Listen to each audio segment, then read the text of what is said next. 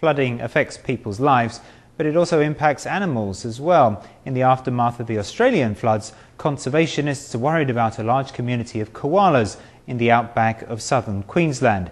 Experts had already predicted that the population would die out in 10 years, but now the floods may accelerate the process. Without the famous marsupials, the nation's koala capital of Brisbane is bound to lose some of its lustre. The Brisbane River in Australia is still muddy even now. Returning to the river a month after last month's flood, we can still see traces of terrible damages along river banks. The brownish belt along the banks indicates the level to which the yellowish water rose during the floods. One can imagine the huge impact on the nearby ecology, especially animals. Through footage shot during the flood, we see as the flood caused the river waters to rise. Even the koalas had to flee Long Pine Koala Sanctuary, the world's first and largest koala zoo. Our main koala enclosure was badly damaged, but we took all the animals to safety with plenty of time spare.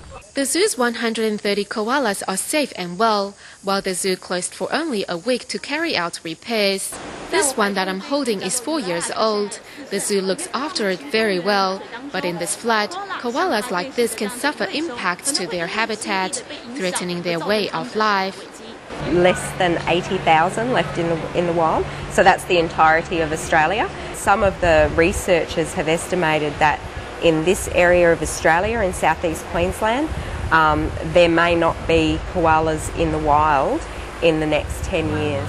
The numbers of koalas affected by the flood cannot be predicted because the Australian authorities have not had time to gather statistics on the number of koala communities.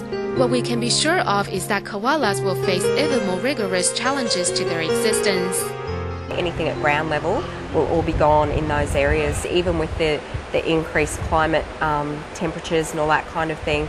It will affect the overall appearance of the habitat, which could in fact change the opportunities for them to find food. Apart from the difficulties of finding food, the problem of disease is also a reality that these charming koalas have to face. Koalas can get colds and flus, just like people can. And the complication for them with colds and flus is that with that lower immune system, it can go one step further and develop into pneumonia, which can actually kill them. Koala numbers could decline as a result of disease or difficulties obtaining food. If we wish to increase their numbers, experts say we need to allow their habitats to remain pristine and undeveloped. I'm standing very close to this emu in front of me. If I stretch out my hand, I can touch it. It's because it's so close to them that Australians revere nature. They have zero distance from animals, and you can tell that the emu is one of the 2 animals on the Australian national emblem. Everyone is a little frightened when touching animals for the first time, but after a short while, even a 2-year-old will get close to a kangaroo. They get used to animals at this early age. Then they really know how to handle them later, and they learn to love nature. When you see something, you have a feeling, but when you touch it, oh, it's much stronger feeling. We want to move people's hearts.